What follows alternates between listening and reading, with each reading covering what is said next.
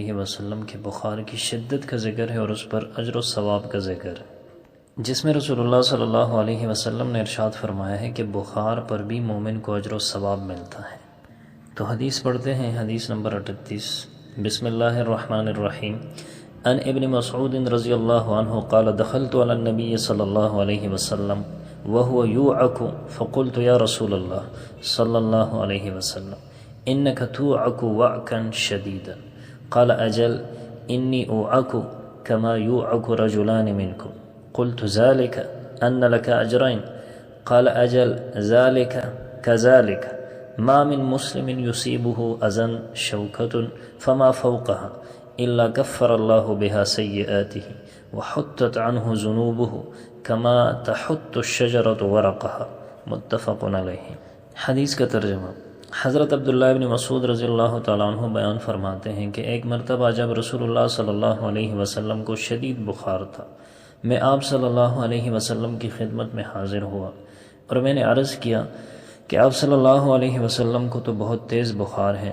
آپ صلی اللہ علیہ وسلم نے ارشاد فرمایا کہ مجھے تم میں سے 2 آدمیوں کے برابر بخار ہوتا ہے۔ میں نے کہا اس وجہ سے کہ آپ صلی اللہ علیہ وسلم کے لیے ثواب بھی 2 گنا ہے؟ فرمایا ہاں اسی طرح ہے۔ کوئی مسلمان ایسا نہیں جسے کوئی تکلیف پہنچے، مثلا گھانٹا لگے یا اس سے زیادہ کوئی تکلیف پہنچے، اللہ تعالیٰ اس کے بدلے اس کے گناہ معاف فرما دیتے ہیں اور اس کے گناہ اس طرح جھڑ جاتے ہیں جیسے درخت کے پتے گرتے ہیں۔ حدیث کی تشریح۔ انبیاء کرام علیہم الصلوات والسلام کے مقامات اور درجات انتہائی بلند ہوتے ہیں اور وہ صبر و استقامت میں بھی بے مثال ہوتے ہیں اور آزمائشوں کی شدتوں سے بھی دوچار ہوتے رہتے ہیں۔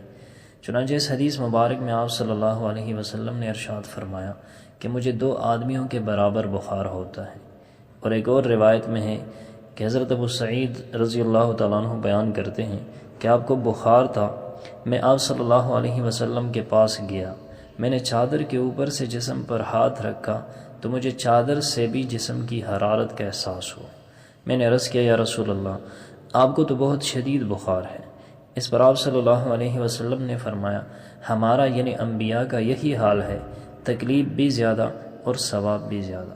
غرض انبیاء کرام علیہم السلام پر مصائب اور تکالیف کی شدت زیادہ ہوتی ہے، پھر علماء، پھر صالحین مصائب اور آلام سے دوچار ہوتے رہتے ہیں۔ تو جس طرح ہر تکلیف اور مصیبت پر صبر کرنے سے انسان کے گناہ معاف ہوتے ہیں، اسی طرح بخار سے بھی گناہ جھڑتے اور معاف ہوتے ہیں۔ چنانچہ ایک حدیث میں ہے کہ آپ صلی اللہ علیہ وسلم نے ارشاد فرمایا کہ بخار خطاؤں کو اس طرح جھاڑ دیتا ہے جیسے درخت اپنے پتوں کو، اور ایک اور روایت میں ہے کہ آپ صلی اللہ علیہ وسلم نے ارشاد فرمایا کہ بخار میں مر جانا شہادت ہے۔ اللہ تعالیٰ ہم سب کو عافیت والی زندگی نصیب فرمائے، اور اگر ہمیں کوئی تکلیف، بیماری یا کوئی غم پہنچے تو اس پر جزا فضا اور فریاد کے بجائے اللہ تعالیٰ اس پر ہمیں صبر کرنے کی توفیق عطا فرمائے۔ جو حدیث ہم نے پڑھی، اللہ تعالیٰ سے دعا ہے کہ اس پر ہمیں عمل کرنے کی توفیق عطا فرمائے۔ صبر کے متعلق احادیث بیان ہو رہی تھی، جس میں یہ بیان ہو رہا تھا کہ جو مومن بندہ کسی تکلیف پر، بیماری پر، اس تکلیف کو، بیماری کو اللہ کی طرف سے سمجھ کر اس پر صبر اختیار کرتا ہے تو اللہ تعالیٰ اس کو کیا کیا انعامات سے نوازتے ہیں اور اس کو کیا اجر و ثواب عطا فرماتے ہیں۔ تو حدیث پڑھتے ہیں، حدیث نمبر 39۔ بسم اللہ الرحمن الرحیم۔ ان ابی ہریرہ رضی اللہ عنہ قال قال رسول اللہ صلی اللہ علیہ وسلم من یرد اللہ بہ خیرا یصب منہ، رواہ البخاری۔ وضبط یصب بفتح الصاد وکسرها۔ حدیث کا ترجمہ۔ حضرت ابو ہریرہ رضی اللہ تعالیٰ عنہ سے روایت ہے کہ اللہ تعالیٰ جس شخص کے حق میں بلائی کا ارادہ فرماتے ہیں اسے کسی تکلیف میں مبتلا فرما دیتے ہیں۔ حدیث کی تشریح۔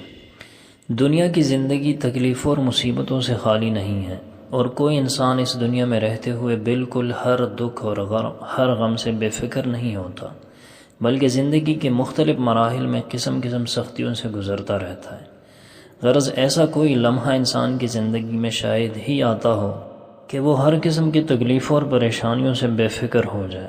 حقیقت میں انسان کی ساتھ ہی ایسی واقع ہوتی ہے کہ وہ ان سختیوں اور تکلیفوں سے نجات نہیں پا سکتا، لیکن اہل ایمان کا معاملہ مختلف ہے۔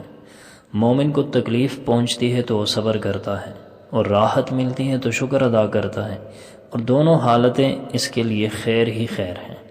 دنیا کی تکلیف، بیماری اور جان یا مال کا نقصان مومن کے لیے اس طرح خیر ہے کہ وہ اس طرح کے حالات میں خشیت اور عنابت کے ساتھ اللہ تعالیٰ کی جانب رجوع کرتا ہے اور اللہ کے حضور میں دعا کرتا ہے، اور جب بندہ اللہ کی طرف متوجہ ہوتا ہے تو رحمت حق بھی مائل کرم ہوتی ہے، اور اس طرح اس کے گناہ معاف ہو جاتے ہیں اور آخرت میں اس کے درجات بلند ہو جاتے ہیں۔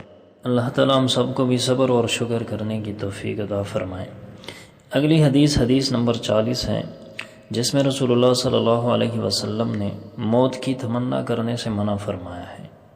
تو حدیث پڑھتے ہیں، ان انس رضی اللہ عنہ قال قال رسول اللہ صلی اللہ علیہ وسلم لا يتمنین احدکم الموت لضر اصابہ فإن كان لا بد فاعلا فليقل اللهم احینی ما كانت الحیاة خیرا لی وتوفنی اذا كانت الوفاة خیرا لی، متفق علیہ۔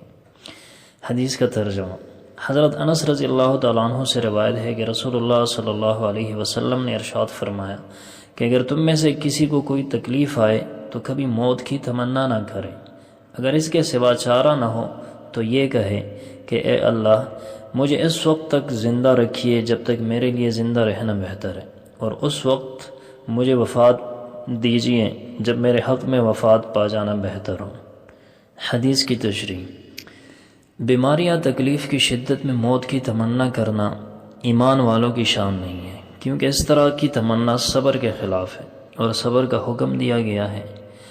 نیز یہ کہ انسان مستقبل میں آنے والے حالات سے ناشنا ہے، ہو سکتا ہے جس تکلیف سے پریشان ہو کر آدمی موت کی تمنا کر رہا ہے، اس کے بعد ایسا عرصہ حیات آنے والا ہو جس میں وہ راحت اور آرام سے لطف اندوز ہو اور پھر پوری زندگی کی آرزو کرے۔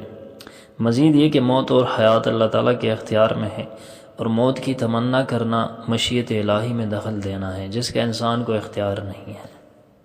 تو موت کی دعا کبھی نہیں کرنی چاہیے اور ہمیشہ اپنے لیے عافیت ہی مانگنی چاہیے۔ اللہ تعالیٰ ہم سب کو عافیت والی زندگی نصیب فرمائے۔ جو حدیثیں ہم نے پڑھی سنی، اللہ تعالیٰ سے دعا ہے کہ اس پر ہمیں عمل کرنے کی توفیق عطا فرمائے۔